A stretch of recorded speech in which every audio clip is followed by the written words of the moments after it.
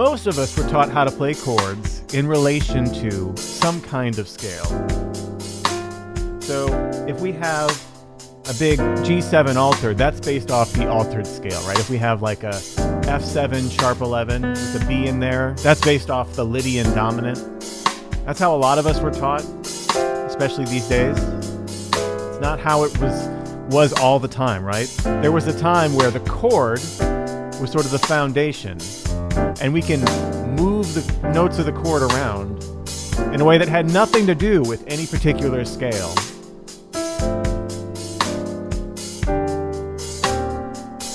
It frees us up to create things like counter melodies, inner voice movement, voice leading.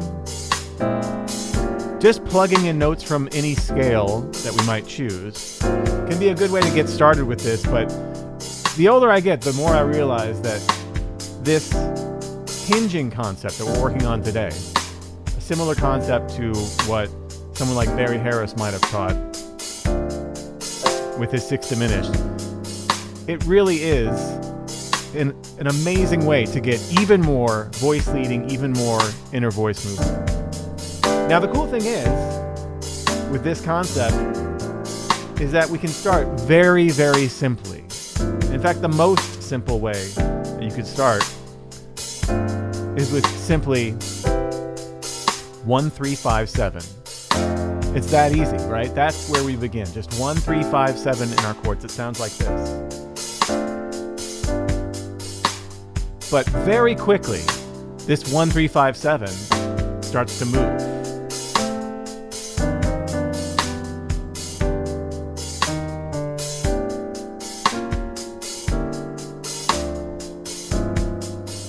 Everything I'm playing here is just 1, 3, 5, 7. Moved around though. Isn't that cool? That's what we're playing today. My name's Adam Maness. This is Open Studio. Let's get to work.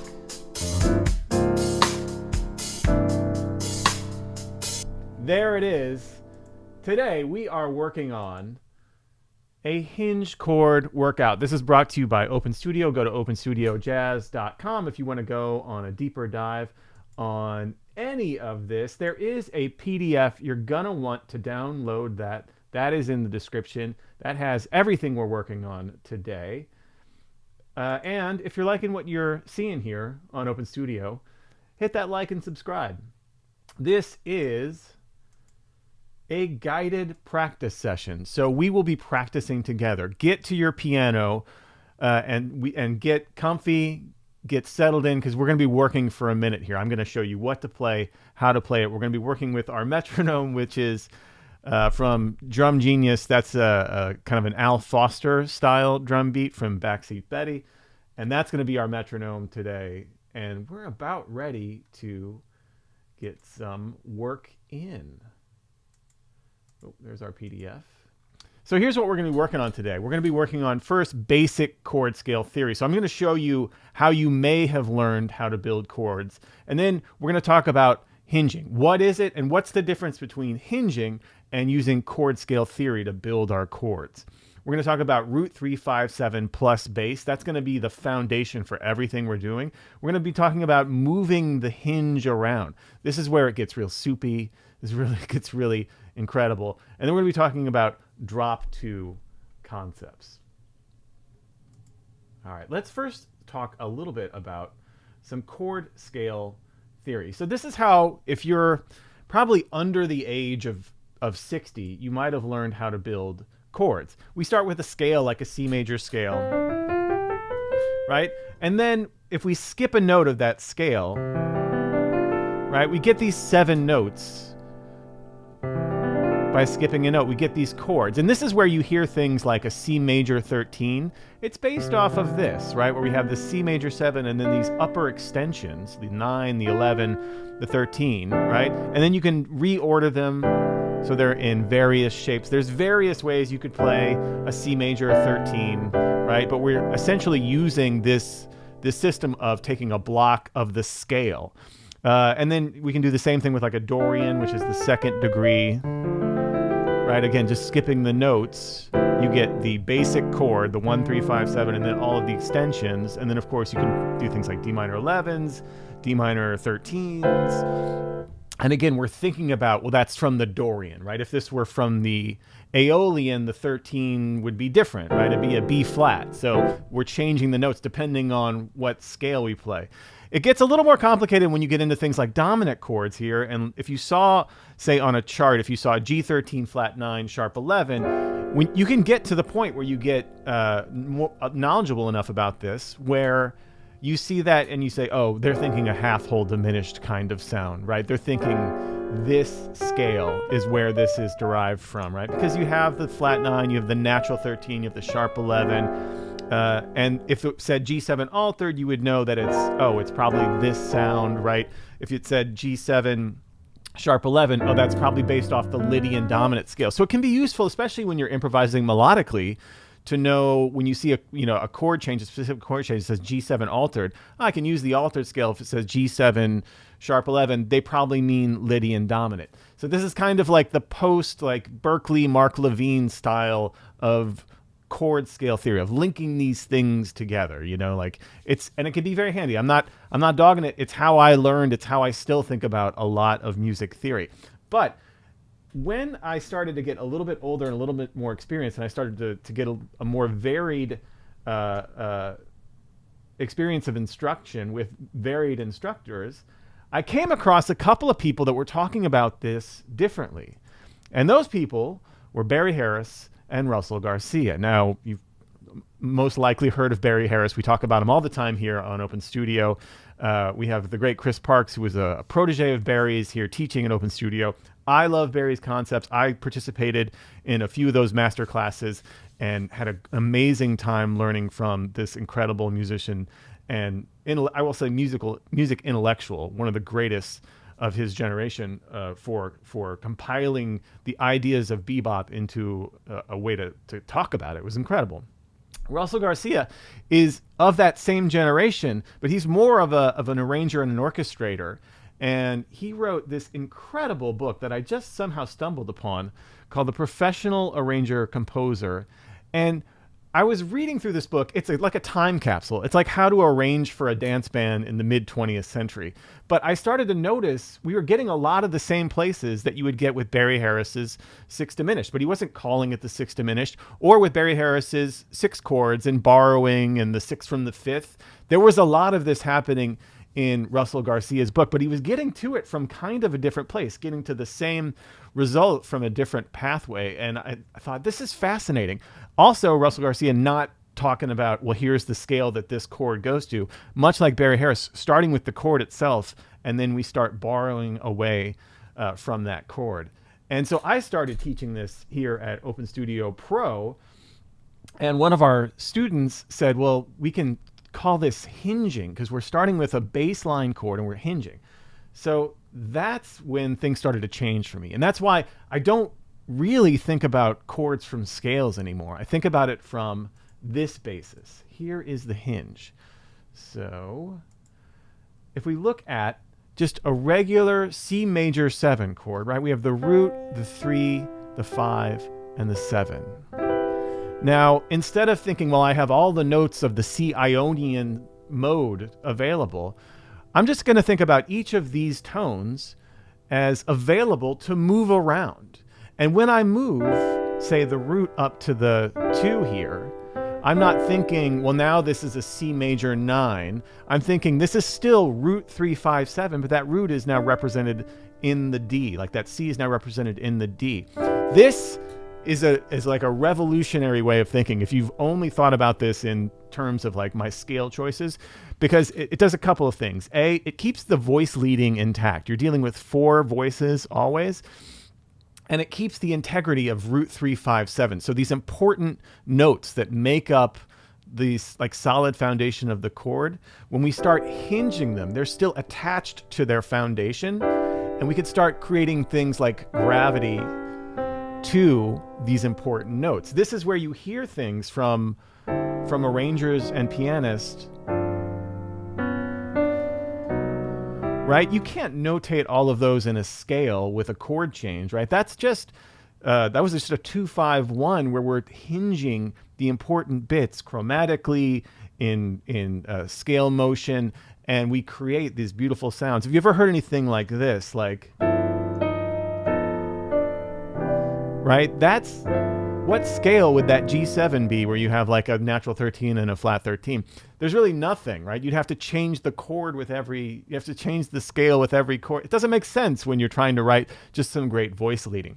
So we are going to work on this today. We've kind of developed at Open Studio Pro various systems for working on this. Isn't that cool?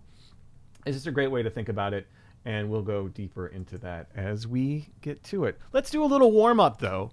This is a guided practice session, as I mentioned, so we will be practicing, and I like to spend the first couple minutes just warming it up. And actually, before we even touch the keyboard, I want to warm up our ears, and let's take about 10 seconds. Take a big deep breath and just listen to whatever is in your aural space in this moment. Take a big deep breath for me.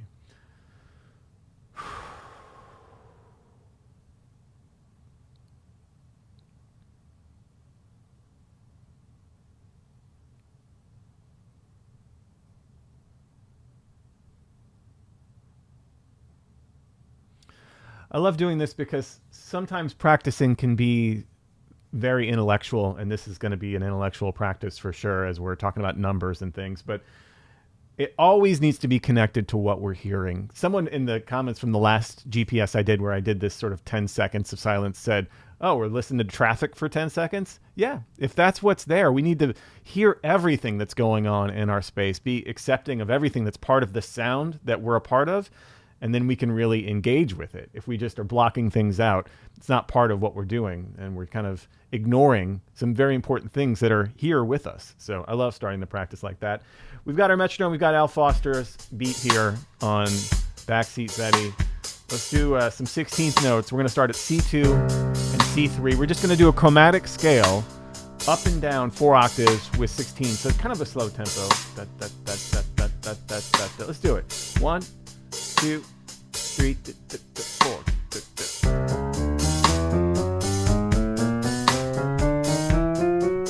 Again, turn those ears on for this.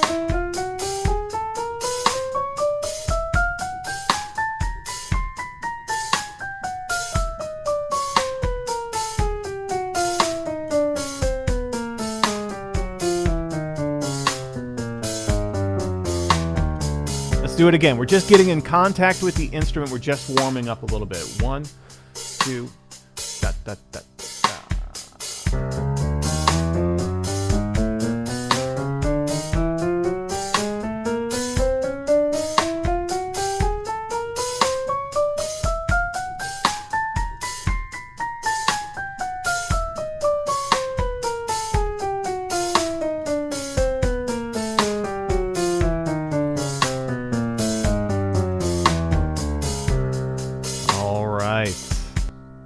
Shake it out. Take another big deep breath.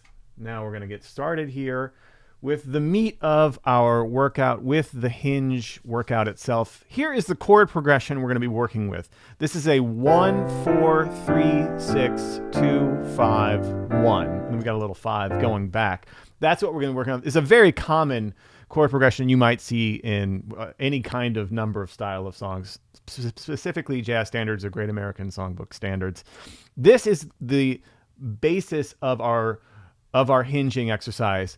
Notice that all of the chords in the right hand are root 3, 5, 7. And then notice that the left hand, I have marked bass. So one of the features of this is that the chord root 3, 5, 7 and the bass are separate entities. So the bass is going to be usually the root, but it doesn't have to be. It could be the 3rd or the 5th or the 7th, but it's not a part of the harmony. It's its own thing. It's the bass. The chord, the 4-note chord voicing, is root 3, 5, 7. It does not include the bass, which is a separate thing. It's an advantage that piano players have. We can put that bass somewhere else. It's a way to think about the 4-note harmony that's a little bit different. You've got your bass movement and you've got your voicing movement. But you'll see where this can kind of pay off here in just a little bit. Let's look at this very basic thing. This is going to sound the worst out of all of them because it's just root 3, 5, 7. It's going to sound fine, but it's going to be a little vanilla. So let's just play this a couple times just to get it in our ears. This is the foundation. All of these voicings our root 3 5 7, our C major 7, root 3 5 7, and we got the bass in the left hand. Our F dominant 7, right? Root 3 5, and then that dominant 7, which is a minor 7, right? Our E minor 7, right? Root 3 5 7, we got that bass there. Our A7, another dominant 7, root 3 5 7, just stacked. Or D minor 7, root 3 5 7. So just different inversions of root 3 5 7. G7, root 3 5 7. C major 7, root 3 5 7, and then root 3 5 7. So different inversions of our root 3 5 7, and then our bass in the left hand. Let's do it. 2, 3, 4. Feel free to add rhythm to anything we're doing today, or some chromaticism in the bass. That's what's great about having that bass on its own. Really make some music out of this. Use your ears. This is not bad, you know? Again, the dominant 7 voicing specifically are a little vanilla, a little plain. Everything else is kind of nice. Let's do one more time just to get this in our ears.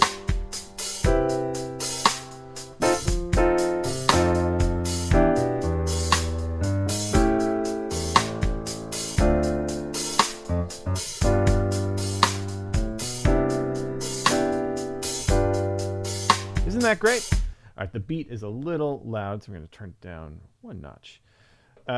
So that's kind of where we're starting. Now, the first thing that we're going to do is to practice hinging the root. So if you see here our first example right at the upper left here, we've got our C major 7, and that C is the root. And we're going to hinge it up to D. Now, again, this D is we're representing the root with the D. So at any time we can kind of hinge back and forth on this. If we were to do like the G7, right? This root of G, we can hinge up in a bunch of different ways that sound great, and you hear all the time, right? The flat 9, the natural 9, the sharp 9. This is why you might hear something in an arrangement by someone like Russell Garcia of like, right? This, what scale is that from? You know, the chromatic scale. It's like anything is available. We're using our ears and we're using chromaticism as gravity. So let's play our top line there, our second example, going through our changes. It's the exact same chord changes and the exact same voicings, but we're going to hinge each of the roots up to the 9 in this specific case. It doesn't always have to be the 9 a whole step up, but we're going to do it here because it sounds pretty good. Try it. 3 and notice I didn't change the chord symbol on any of these. Flat 9 on some of the dominant 7 chords. Right? Sounds really good. You could do that on the major chords too and the minor chords, but it's not going to sound as good.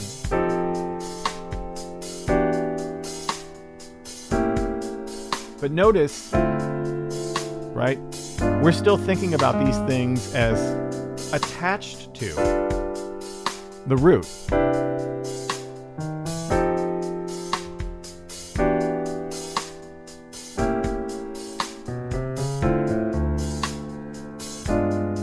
Isn't that awesome? Let's do it one more time. I didn't change the chord symbol because I want you to realize that even if you see like a D minor 7, you can hinge that root up to the 9, and it's okay. Last time.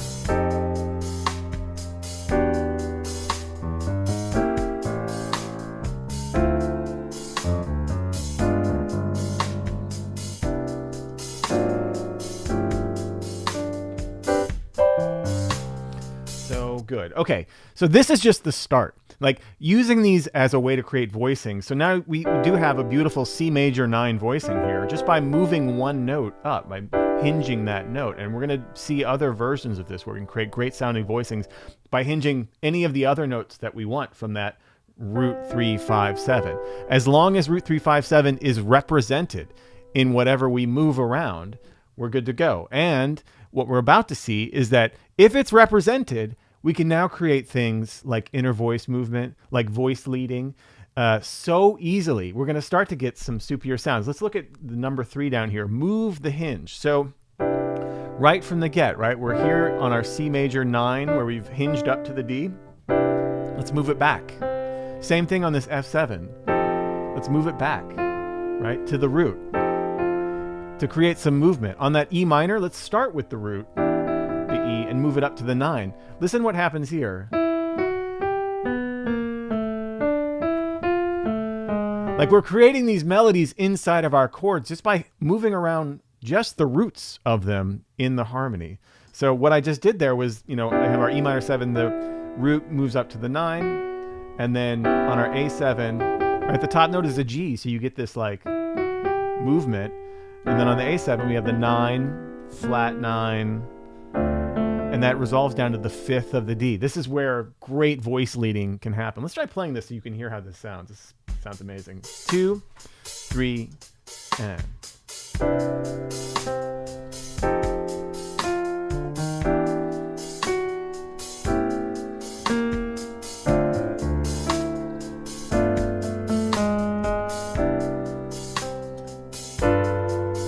Do it again.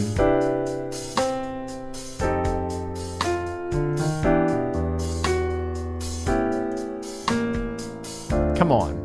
I mean, we are 2 steps away from being root 357. Is that amazing? I love this so much. I still get so excited about this because after years of like just trying to build chords in a block, right? In this vertical fashion, having this horizontal way to build chords is like so liberating.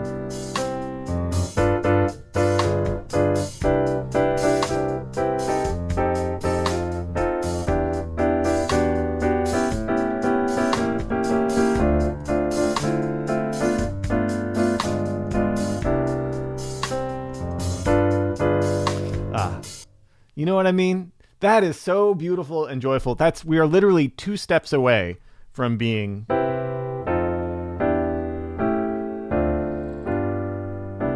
it's incredible. And this is just the beginning because we can start there with moving the root, but we could also hinge the third. So here on this C major 7, at this third, you can go down to D. You could also go down to D sharp or E flat. You can go up to F. You could also go up to F sharp if you wanted to, but we're just noticing that we can move this E anywhere we want. So here on our Hinge the Third, at our first chord, we're going to hinge down that E to the D. Now there's no third in that chord, right? We've moved it, but the third is represented by the D. On our F7, we're going to move up to that sharp 11. We could have moved up to the B flat. We're moving up to the B. Right? It's really our choice. We can move these anywhere. I'm picking voicings that I think sound good. On our D minor 7, we're going to move up to the 11. On our G7, now that's like a G7 sus. Again, I'm not changing the chord symbols because I want you to know you can do this on your own to create great sounding movement and great sounding voicings. Our C major is now a C major 7 sus 4. Right? Same thing, G7 sus. Let's play it through. This is going to be a little jarring because the thirds are usually what ground us to the harmony, but it's all going to pay off when we start moving these around. Let's just hear how it sounds as big blocks though. 1, 2, 3, and... It's a great way to get some good ideas to start hinging the root 357s around in various ways.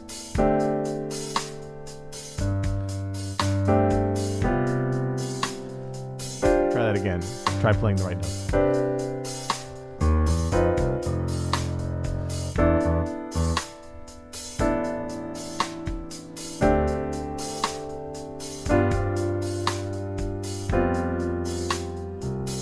Sorry, I don't know what's going on here. Let's try again. There we go.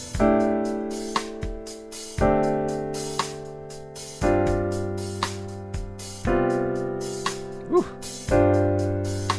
One more time. See if we can hear it.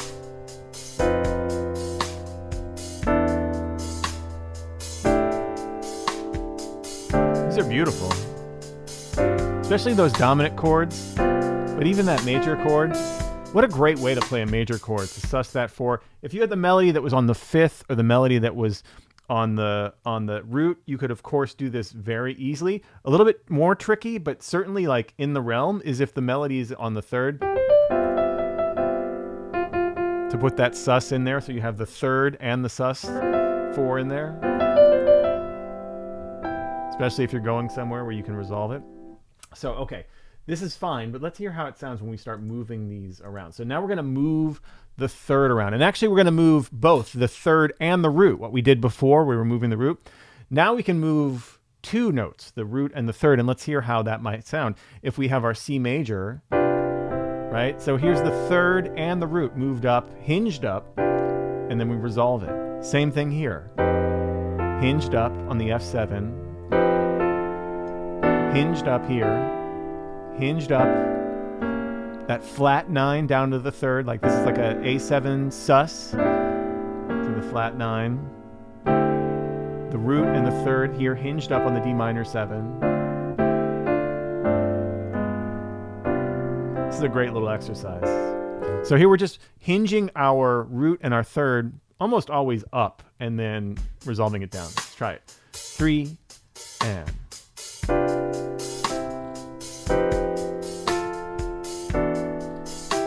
This is where it's going to start sounding very similar to something that Barry Harris might teach, right?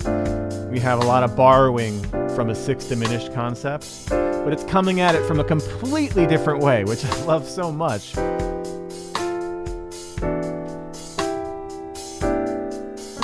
I mean, this alone is so beautiful.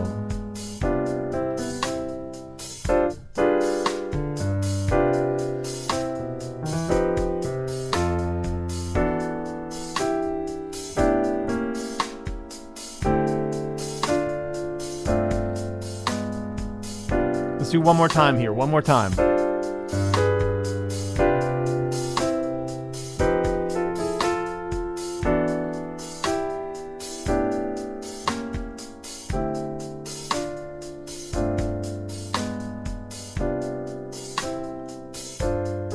So, I mean, when I say it's like we're starting to get into Barry Harris territory, if we look at our first chord, right in our right hand, D, F, G, and B, what is that? That's a G7 chord, right? When we hinge our root and our third up, that's like the G7 shape. It's like a borrowing that fifth. That's a 6 diminished thing that's happening here now, right? But we're coming at it from a little bit different place. And now that we have this going, you know, that's a lot of movement to happen in one hand. What if we were to do this in drop 2? So all we're going to do is we're going to take the second note from the top of our right hand. We're going to drop it down an octave. We're going to put it in our left hand. So now we have 3 notes in our right, 2 notes in our left, and one of those voices has moved down an octave, the one that's on every single chord, the one that's the second note from the top. So this is the same movement, but drop 2. Right? So in our first chord, that G gets down. In our second chord, that movement, the F7, the G to the F goes down. I'm also going to move some of the bass notes down an octave to give ourselves some room. So there are some ninths here to stretch. No tenths, but some ninths that you might have to reach for. Let's try playing this whole thing in drop 2. Listen to this. 1, 2, 3, and...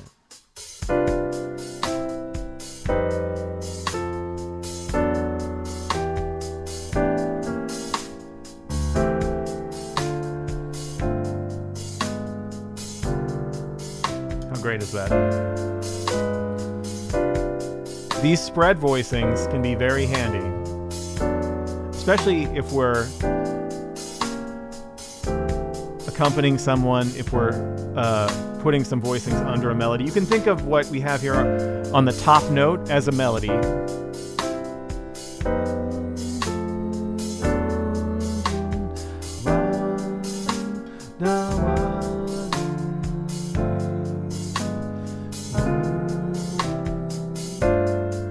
One more time.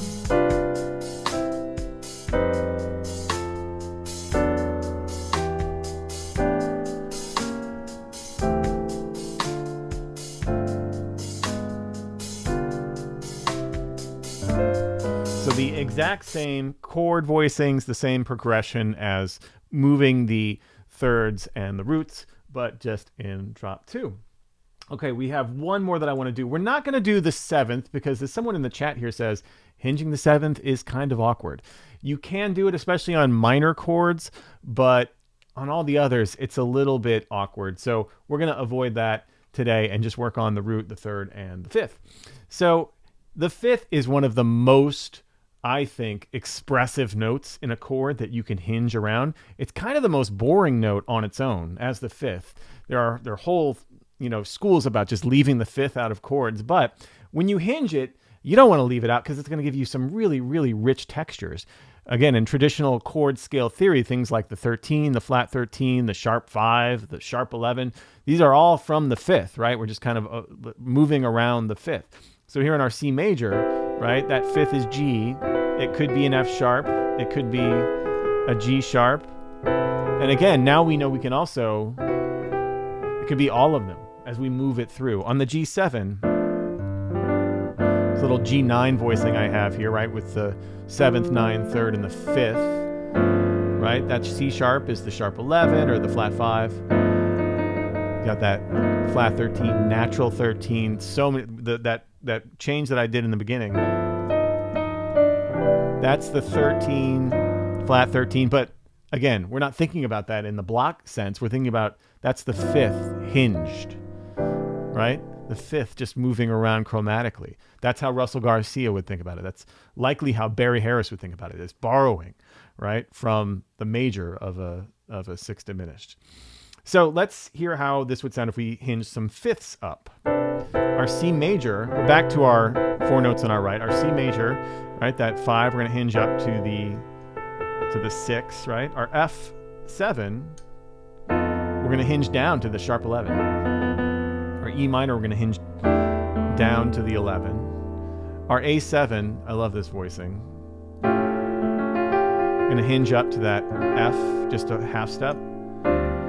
D minor 7, hinge down. Our G7, going to hinge the 5th down to the sharp 11. Again, we can do whatever we want. Our C major, we're going to hinge up to that A. And our G7, this little clustery thing here. Let's hear how these sound. 2, 3, and...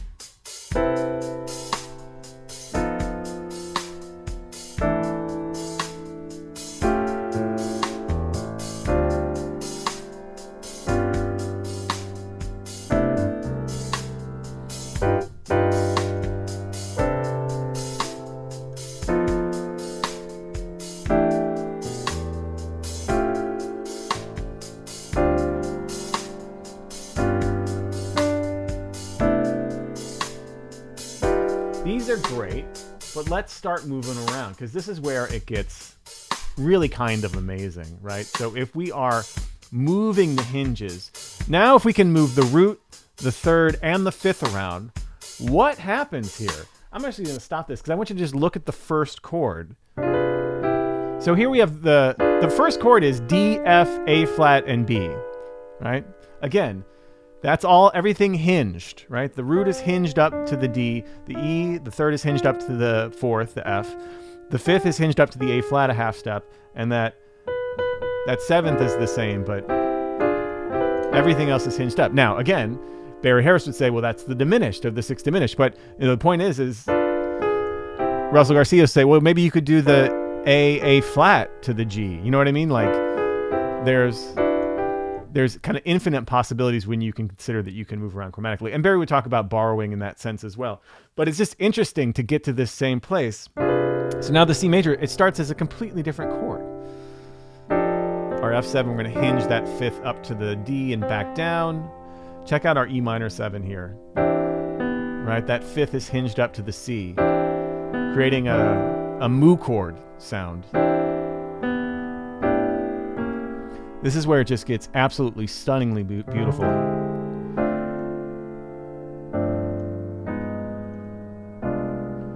Now, I just want you to notice, too, on all of these, root 3, 5, 7 is represented, right? This is root 3, 5, 7, right? Hinged up. This is root 3, 5, 7, hinged up. This is root 3, 5, 7, hinged up. This is root 3, 5, 7, literally hinged up. But this is This is root 3, 5, 7 hinged up. This is root 3, 5, 7, root 3, 5, 7. You know what I mean? Everything is represented. It's like a Sudoku puzzle. Like something has to have a square. Like something has to be a part of it. Let's play this number 7 here. 2, 3. Yeah, play with me.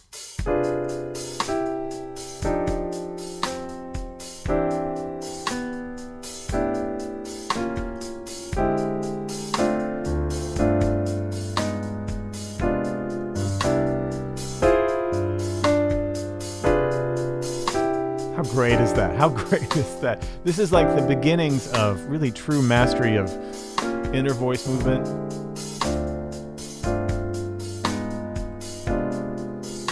When you get good at this and you can do this around a melody, imagine accompanying a vocalist or a horn player, and they're singing like a G there, and you're able to put these underneath them. It's just a beautiful, beautiful way to accompany.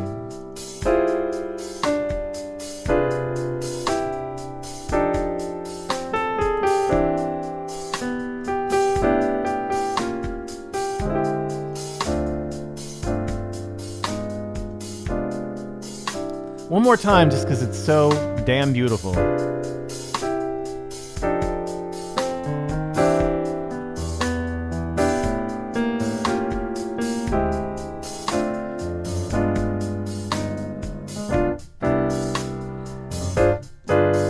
Okay, now let's do the same thing. We're going to go right into it. The exact same chord progression in drop 2. Listen to the subtle difference. Now we have these big, wider spread voicings. Let's hear it. 2, 3, and...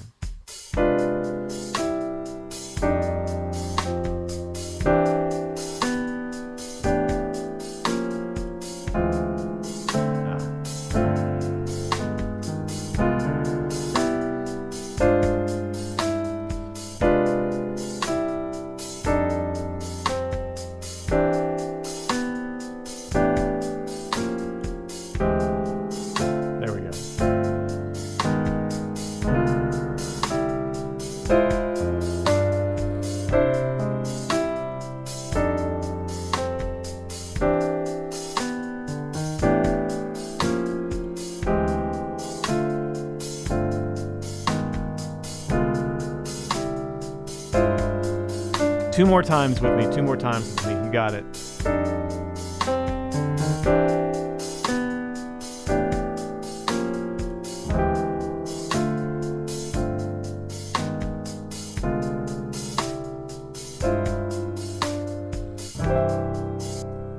That is it for us today. There it is. Thank you to the great Barry Harris, great Russell Garcia for being amazing communicators of these sounds that we love so much. Isn't that incredible? The different ways to get to the same place, the different ways to think about it. You know, again, there's nothing wrong with traditional with chord scale theory as it's been taught for the last 50 or 60 years or so. It can get you into some really cool areas, some really amazing places. But also like learning how to build chords and build harmony that isn't reflective of some kind of like scale that you must adhere to, but rather you have to adhere to the weight of the harmony itself, of the voices, as if you're writing for a choir, as if you're writing for a string quartet. These kinds of exercises, these ways of thinking about it can just liberate us from the things that we've just been very, very rigid on. And for me, it's enlightening. So thank you, everybody, for the work today. I will be back here live in 2 weeks. And yeah, thanks, everyone. Cheers. Peace.